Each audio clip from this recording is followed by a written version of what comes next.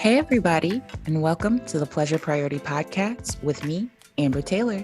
This is the podcast all about how you can have the audacity to put yourself and your pleasure first, which ultimately shapes a life perfect for you. We discuss friends and family, career and money, oppression, healing, and mental health, current events, and historical ones too. Basically, all things life and pleasure and how you can create more of it authentically. I'm your host, Amber Taylor, and it's my pleasure to talk to you every week. Let's tune in.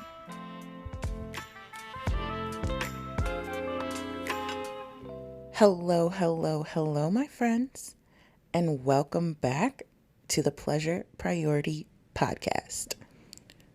Okay, so thanks for being here again, y'all. We are jumping right into part 2 of this series.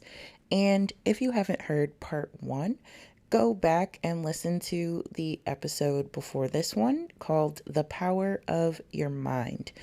Now, this episode is all about how feelings play into the framework.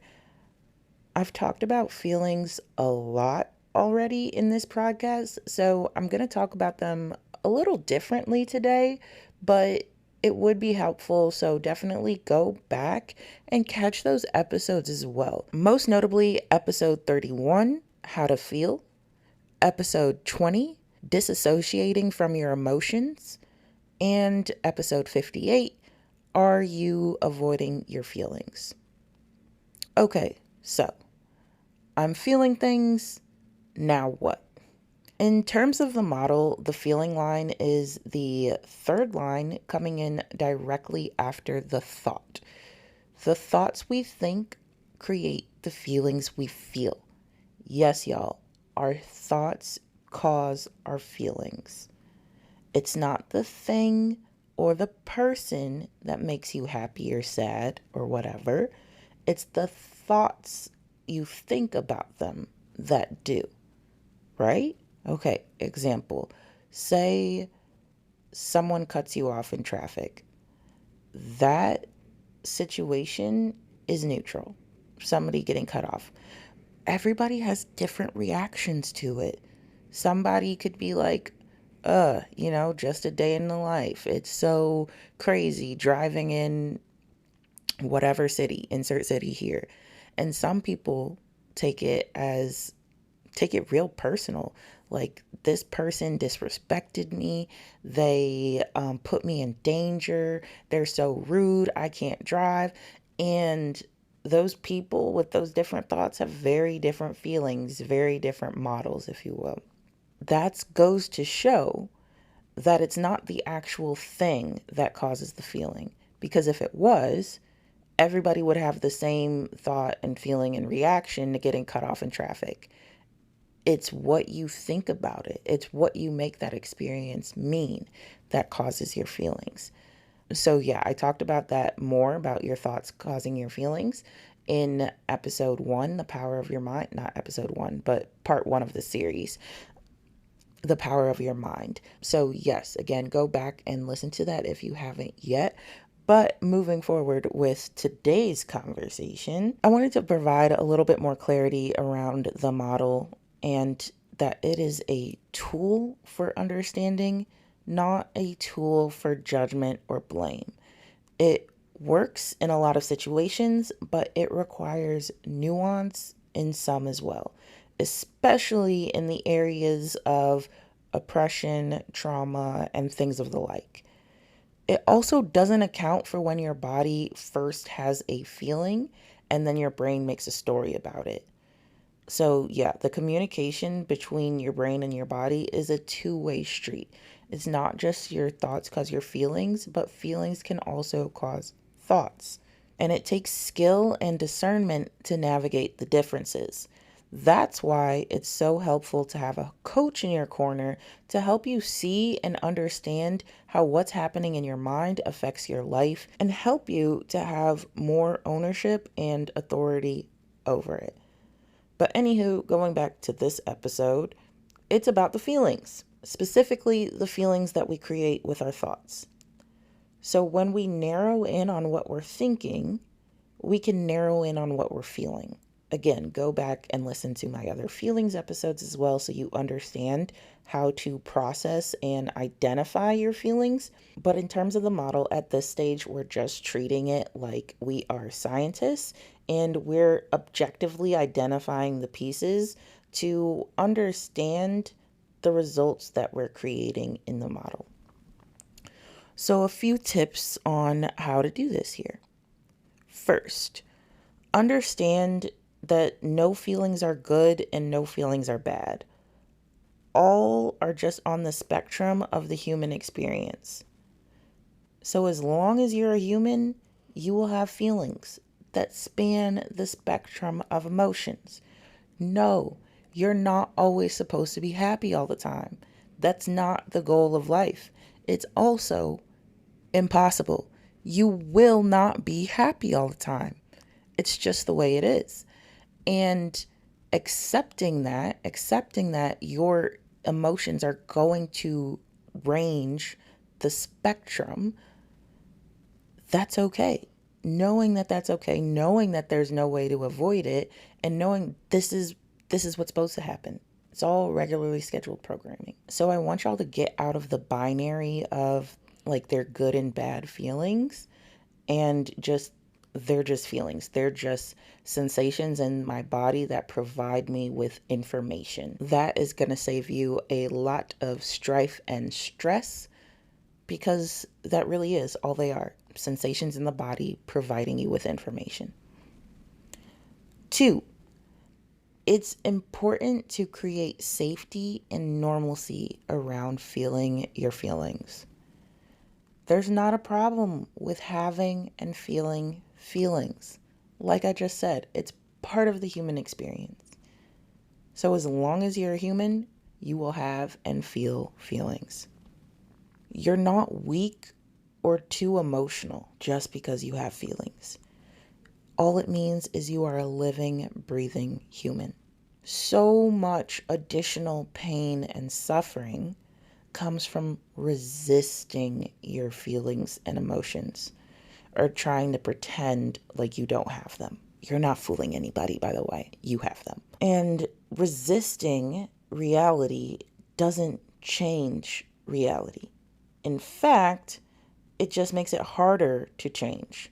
When you accept your feelings as information from your body, your relationship to them and experience of them changes.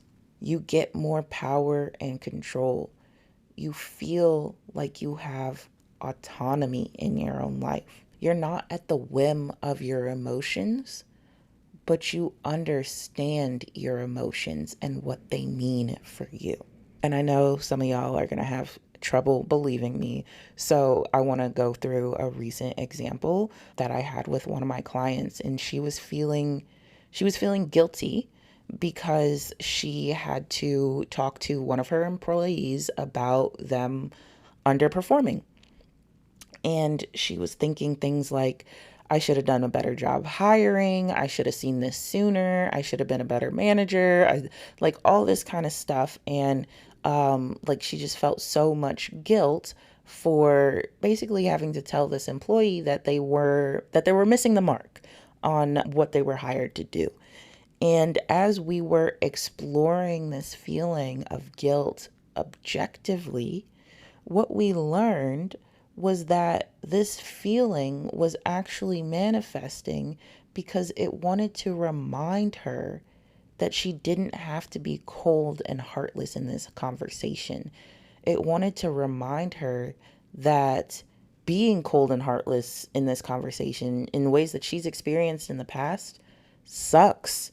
It's not conducive to changing behavior or eliciting the results from her employee that she actually wanted. It works in the opposite. So this feeling was really reminding her that she can have compassion and empathy for this human that she's talking to. She can help them and support them in performing better in their role. She didn't have to feel afraid of that guilt or that anxiety that was coming up before this conversation, because what it was just trying to let her know was that she can do it differently. And if she would have kept ignoring it, if she would have just went into the conversation without really exploring these feelings, she would have been the douchey bro manager that just told her employee that they just have to do better.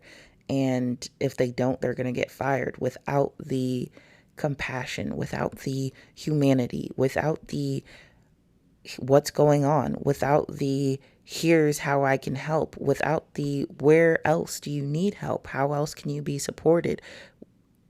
The entire conversation changed, and the employee is already performing better because my client was willing to see her emotions as information that she could use in her own life.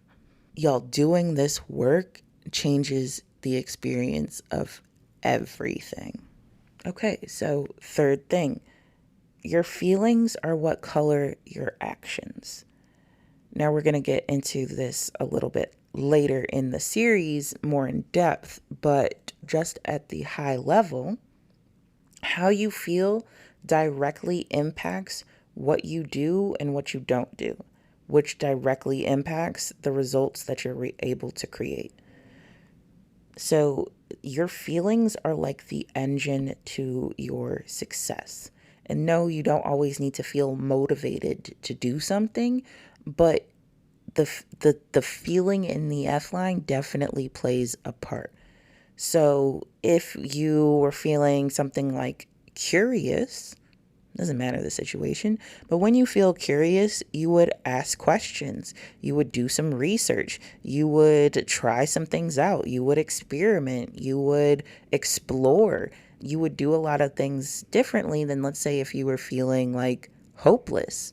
If you were feeling hopeless, you would just sit there and ruminate. You would think about all the times where things went wrong, or how you have all the reasons you have no hope left. You wouldn't be trying things. You wouldn't be experimenting. You wouldn't be trying to look for options. You would be totally resigned. You would submit to whatever you were hopeless about. And just looking at those feelings and some generic actions that can come from them, you can see how differently things can go if you're feeling curious versus hopeless, or any other thing on any other emotion on that spectrum. So being cognizant that your feelings are like not just the engine to your success, but the engine inside you. It's what's fueling you at any given time. So understanding that, being able to see the feelings for what they are, understand them, the cycles that they go through, the cycles you go through, your thought patterns, all of it is going to help you learn how to partner with your brain and your body instead of being at odds with it. And that partnership is what leads to more control and lasting change. And finally, what I wanted to reiterate is that feelings go both ways. It's not all in your head. Yes, in this episode, I have been focused on the feelings that are created from your thoughts, aka the thoughts that your thoughts create your feelings. But there's also the flip side of that, right? Again, brain and body communication is a two-way street. So sometimes feelings can cause thoughts and stories that we use to make the feelings make sense. So using depression as an example, like a clinical depression diagnosis, not necessarily feeling depressed. They're different. So when you have clinical depression, you're gonna be sad. You're gonna be lackadaisical. You're not gonna have the same amount of energy as you do when you are not in a depressive episode. The feelings that takes, the chemicals at play in your body can't just be banished by thinking a new thought. And it's not completely the fault of your thoughts. Granted, they all play into each other, but they're not the sole reason. So I just wanted to use that as an example because I have depression anxiety, ADHD, the whole bunch of shit. And it can be very easy to use the model against yourself. But again, the model is not a tool for judgment or blame. It is a tool for conscious understanding. So when we are in a depressive episode, we kind of change how we work the model in a sense of like, it's not our thoughts' fault. It's not our body's fault. It's not anything's fault, but just we use it as a way to understand, all right, what's going on? And is there anything that I can do, any part of this recipe that I can change to support my experience and what I need right now? And that isn't always, oh, what's going to make me happy? Like, happiness is not always the end goal. Sometimes we just want to feel comfortable. Sometimes we just want to feel neutral. Sometimes we want to feel angry, and let that be okay. All of that is allowed and perfectly fine in terms of the model. It's just your intentions behind creating the model and what you want to do with it. So again, using this example as proof that the model isn't the end all be all, and sometimes things are outside of our control. Sometimes it's not all in our head, and that is okay. Again, having a coach in your corner will help you discern between all of that and where your power actually lies and what you can do and other avenues and ways that you can get help to be in service of your ultimate goals. Okay, so I think I've gotten out all of my information and disclaimers about the feeling line within the model. And this series is designed to help break down one of the most helpful mindset tools I've ever used. So join me next time for part 3, the crucial pit stop towards change. It's going to be a good one, and y'all are probably going to be upset, but that's okay. You'll get over it and hopefully, and be able to use this tool to really help you and change your life. And as always, if you want that additional support and guidance from me, go ahead and click the link in my show notes and let's talk. Let's either book a consult call so we can explore how I can help you, or you can book my single section or 1 month package so you can hit the ground running today.